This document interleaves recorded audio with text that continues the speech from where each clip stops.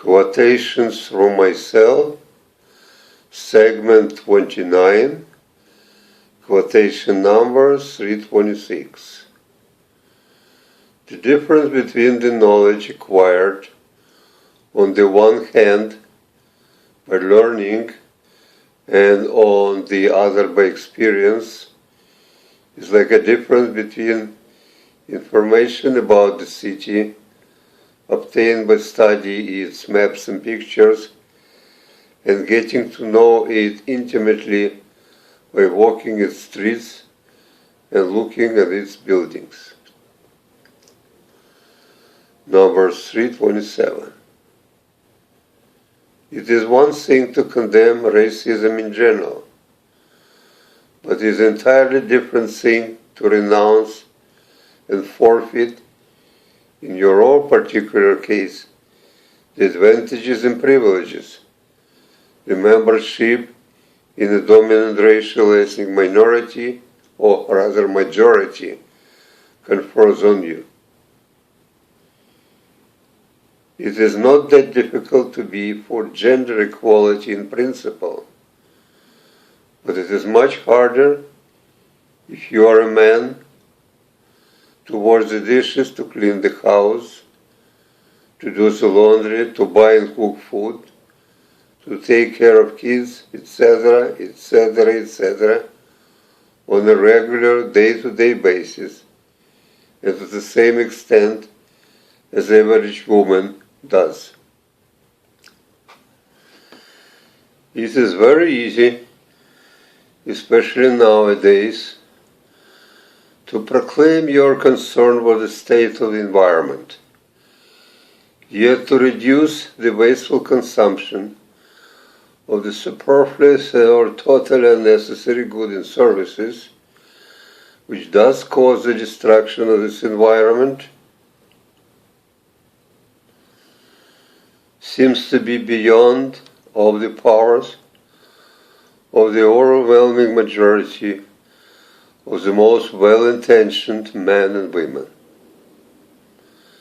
These are just a few examples of the painful dilemmas each of us has to face daily whenever our self-interest contradicts the lofty, but rather abstract principles we so openly and proudly profess. Regrettably, even for the most enlightened of us, the consideration based on self-interest prevail much more often than we would like them to. 328. Man's soul has the two opposite parts, a loving part and a hating part, and each has to be constantly satisfied. As a consequence, man is always looking for something or someone to love and something or someone to hate, regardless of whether at any particular moment there are suitable objects or subjects to satisfy each of these two opposite cravings, or they have to be invented, and also whether when this object and subject are chosen, they deserve their respective emotions. And as long as each part of the soul limits itself to its proper domain, that is, the loving part to love, and the hating part to hate, the emotional stability of a man is assured. But when both loving and hating part begin to put the claim to the same object or subject, the emotional turmoil ensues, the soul gets pulled in the opposite direction, and like the proverbial house divided against itself, is doomed to destruction. Number 329. Even the wisest among men, or is it especially the wisest, who tend to fall into the trap of self-deception by insisting that their personal mode of salvation has a universal application. 330. No man can escape the prison of his own mind. 331. The philosopher, Plato, sees the answer to all problems of humanity in philosophy. The saint, Christ in religion, the economist, Marx in economics, the racist, Hitler in racism, and so on and so forth. 332. We like people who commiserate with us, but make heroes out of those who promise to free us from misery, regardless of their continuous failure to deliver. We like people who put up with our shortcomings, but worship those who make us believe that our shortcomings are actually virtues, no matter how far from truth it might be. 333. The acceptance of a religion is in direct proportion to its vanity appeal. The stronger the appeal, the greater the acceptance. That is why, for example, Judaism has called its followers the chosen people, and Christianity is the salt of the earth.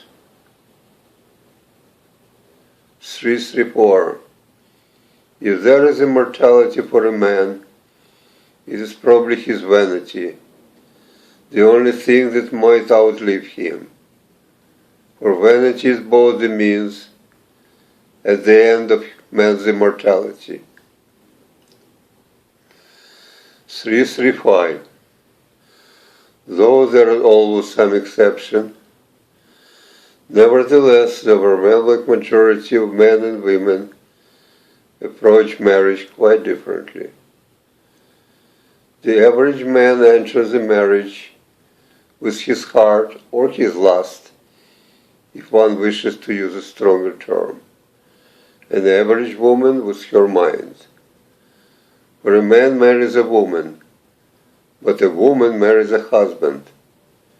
Man marries an individual, woman a social symbol. Thus, when a man marries a woman, he automatically, that is, without giving too much thought to it, expects her to become sometime in the future a wife. But a woman marries a husband first, hoping that if everything goes right, he will also become her man. Sooner or later, and more often than not, a man discovered that instead of getting a woman, he got himself a wife. Naturally, he feels cheated and resents being used as a husband, but not loved and desired as a man. A woman on her part eventually, and about as frequently as a man, realizes too, no matter how strongly she usually tries to deny it even to herself, that her hope of turning a husband into her man is never going to be fulfilled.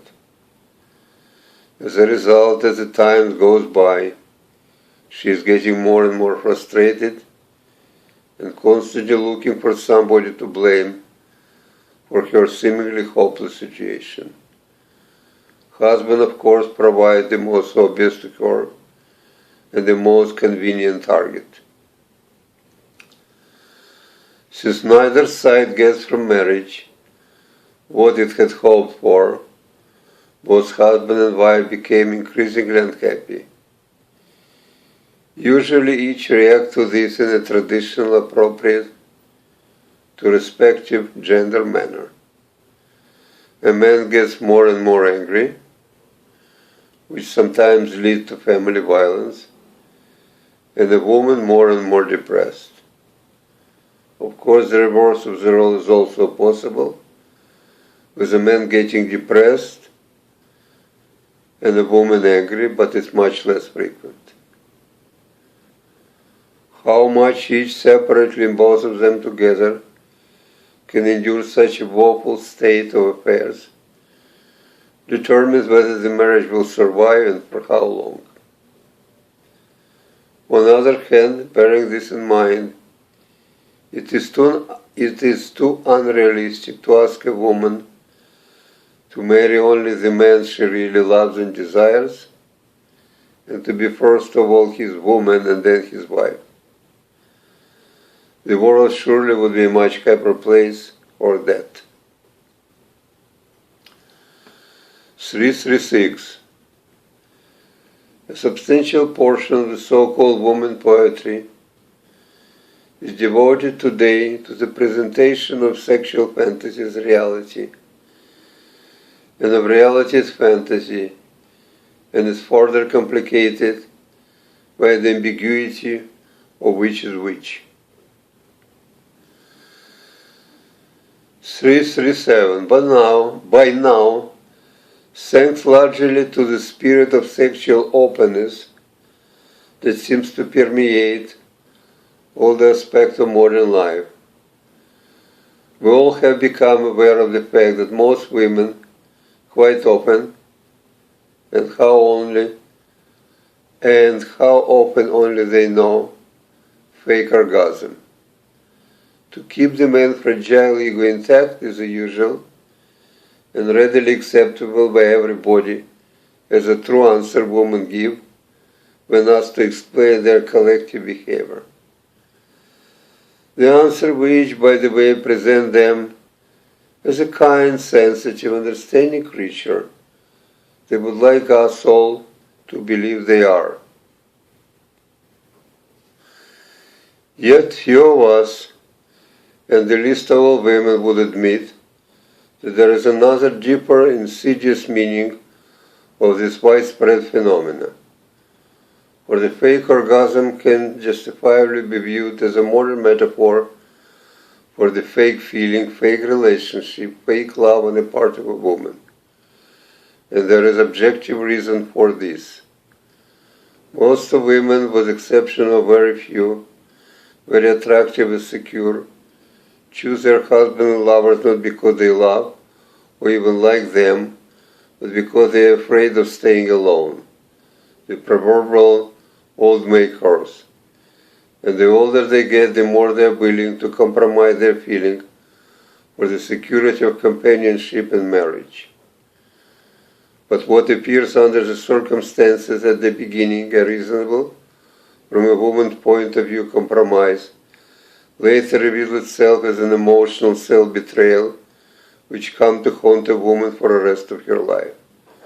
For unless she is a prostitute, sex without love is disgusting to an average woman, and she will consciously or subconsciously try to avoid it under any unimaginable pretense.